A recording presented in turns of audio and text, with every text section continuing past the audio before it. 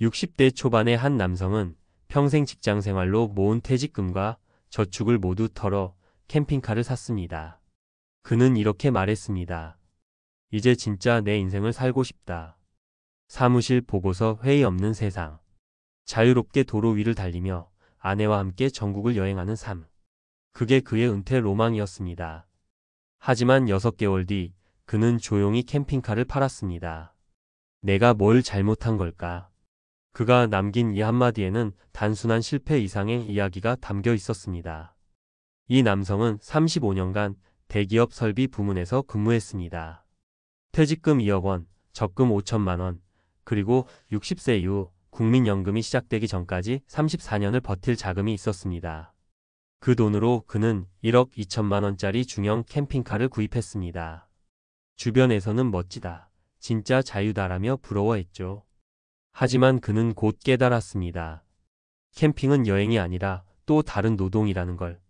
매일 주차장 찾기, 전기수도 연결, 쓰레기 처리, 주유비 계산, 인터넷 안 되는 곳에서의 불편함. 처음엔 이 또한 낭만이라 여겼지만 2달이 지나자 피로가 쌓이기 시작했습니다. 가장 힘들었던 건 관계의 단절이었습니다. 그는 말했습니다. 도로 위에서 사람을 만나기가 어렵더군요. 늘 낯선 곳에 있고 대화는 카카오톡뿐이었어요. 함께 여행을 나섰던 아내는 점점 말이 줄었고 사소한 문제로 자주 다투게 됐습니다. 물탱크 청소, 주차장 자리, 식사 메뉴 같은 작은 일들이 쌓여 큰 갈등이 되었죠.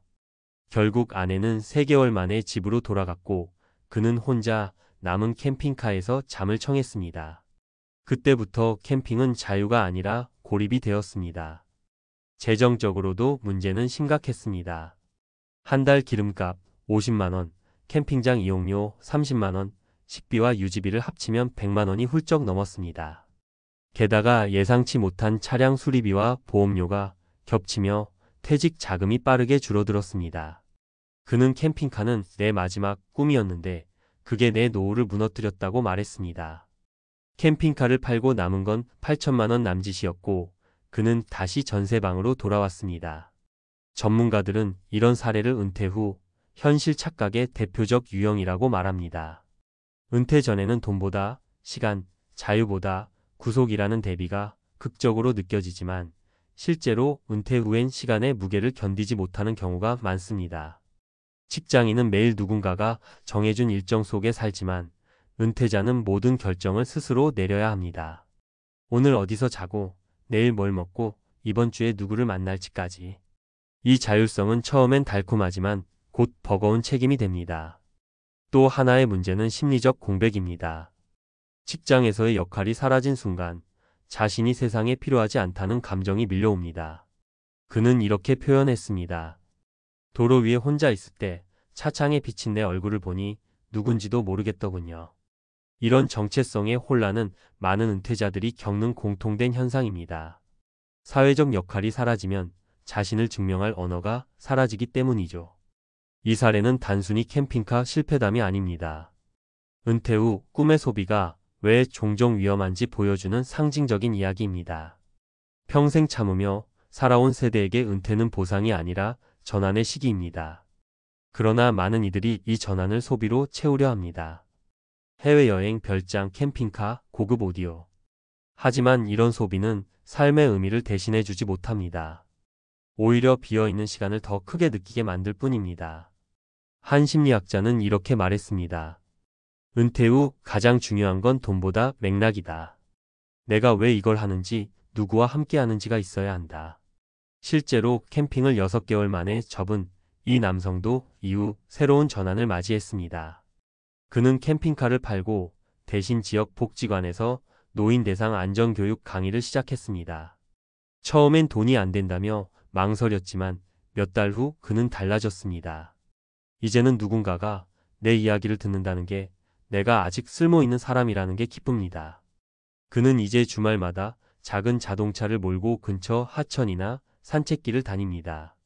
캠핑카는 없어도 삶은 훨씬 가볍고 자유로워졌다고 합니다. 자유는 거대한 장비가 아니라 마음의 여백에서 시작된다는 걸 깨달은 것이죠. 이 이야기를 통해 우리가 배워야 할 것은 단순합니다. 은퇴 후 진짜 자유는 소비가 아니라 연결에서 온다는 것입니다. 사람, 장소, 의미와의 연결이 있을 때에만 그 자유는 방향을 갖습니다. 꿈을 꾸는 건 아름답지만 그 꿈이 현실의 조건 위에 세워져야 오래 갑니다. 캠핑카를 산 그는 실패한 걸까요? 아닙니다. 그는 돈으로 사는 자유의 한계를 직접 체험했습니다. 그리고 그 경험 덕분에 진짜로 자신에게 맞는 노년의 속도를 찾게 됐습니다. 은퇴는 끝이 아닙니다. 다시 자신을 배우는 시간입니다. 평생 일하며 쌓아온 돈보다 지금부터 쌓아갈 삶의 관계와 의미가 더 큰 자산이 될 수 있습니다. 한 남자가 있었습니다. 평생을 일에 묶여 살아온 60대 초반의 은퇴자였습니다.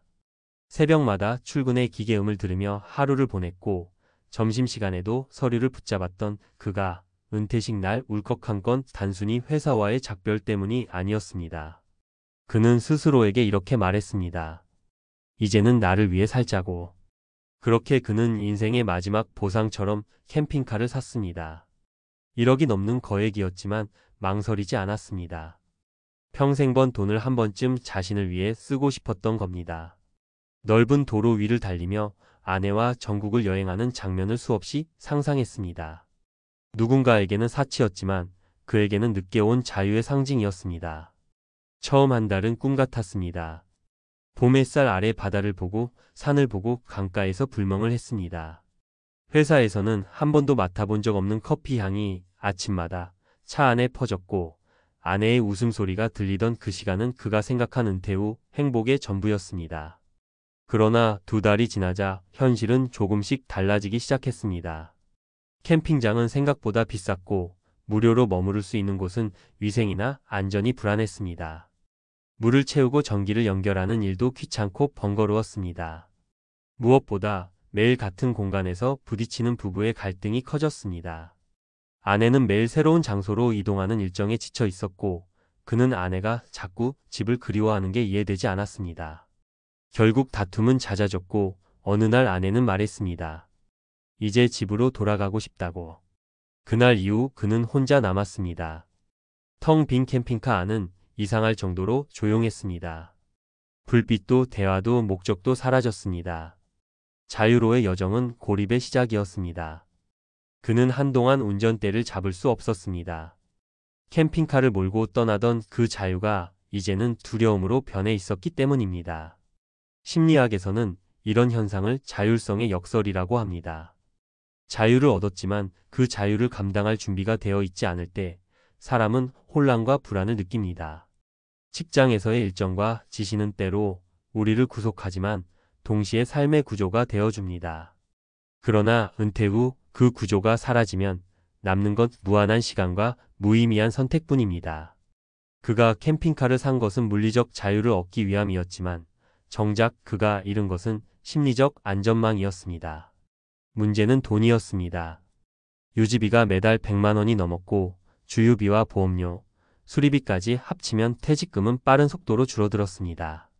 처음엔 이 정도는 괜찮다며 버텼지만 캠핑카의 가치를 지켜보는 동안 그의 계좌는 점점 비어갔습니다.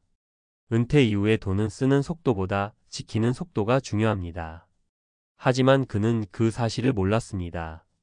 돈을 쓸 때마다 자유로워지는 줄 알았지만 실은 불안이 커지고 있었습니다. 사회적 관계 역시 빠르게 끊어졌습니다. 함께 일하던 동료들과의 연락은 한 달도 채 이어지지 않았습니다. 누구도 먼저 연락하지 않았고 그 역시 굳이 찾지 않았습니다. 대신 SNS에 올린 캠핑 사진이 몇몇 좋아요를 받으며 위안을 주었습니다. 그러나 그마저도 금세 공허해졌습니다. 댓글 대신 찾아온 건 외로움이었습니다. 사람은 자유보다 관계 속에서 존재를 느낍니다. 그는 뒤늦게 깨달았습니다. 세상과의 연결이 끊기면 자유는 감옥이 될 수 있다는 걸. 6달이 지나자 그는 결정을 내렸습니다.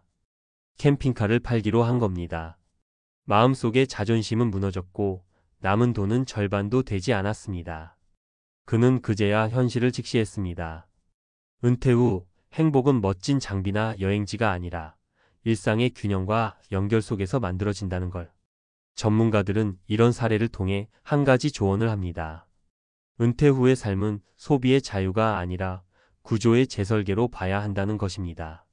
즉, 일의 리듬이 사라진 만큼 새로운 리듬을 만들어야 한다는 뜻이죠. 일정이 없는 하루는 처음엔 낭만처럼 느껴지지만 곧 무질서로 변합니다. 그래서 은퇴자에게 필요한 건 여행 계획이 아니라 삶의 루틴입니다. 정해진 시간에 일어나고 규칙적으로 움직이며 작은 목적을 세우는 습관이야말로 노후의 질서를 지키는 시작점입니다.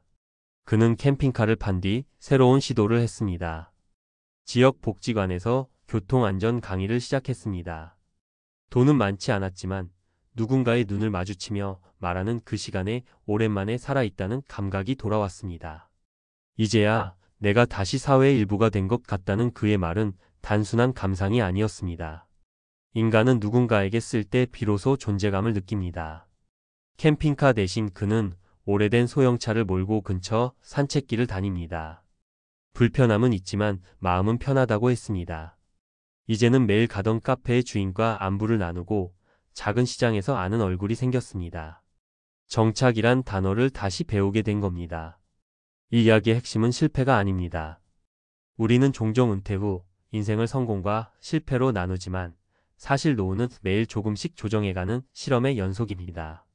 중요한 건 한 번의 선택이 아니라 그 선택을 되돌아보고 수정할 수 있는 용기입니다. 그는 그 용기를 냈습니다. 자유의 형태를 바꾼 겁니다. 넓은 도로에서의 속도 대신 좁은 동네 길의 관계를 택했습니다. 그리고 그 속에서 비로소 나답게 사는 법을 배웠습니다. 은퇴 후 삶을 꿈꾸는 많은 이들이 있습니다. 캠핑카, 전원주택, 해외 이주, 다양한 로망이 존재합니다. 하지만 그 꿈이 현실이 되기 위해선 감정이 아니라 구조가 필요합니다. 내가 왜 그걸 하려 하는지, 무엇을 얻고 싶은지, 그 안에서 어떤 관계를 유지할 수 있을지를 먼저 물어야 합니다. 꿈은 자유를 주지만 구조는 그 자유를 지속시킵니다. 그 남자의 이야기는 우리에게 묻습니다. 당신이 진짜 원하는 건 자유입니까? 아니면 의미입니까?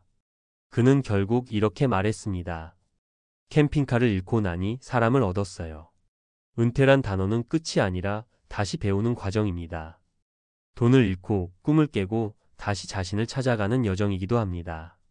평생 번 돈을 한 번의 선택에 쏟아부은 그 60대의 이야기는 그래서 비극이 아니라 성장의 서사입니다. 자유는 도로 위에서가 아니라 내가 오늘 만나는 사람 속에서 자라납니다. 은퇴 후 진짜 행복은 계획이 아니라 관계에서, 소비가 아니라 참여에서 만들어집니다. 그것을 깨닫는 순간 우리는 다시 살아있는 하루를 만나게 됩니다.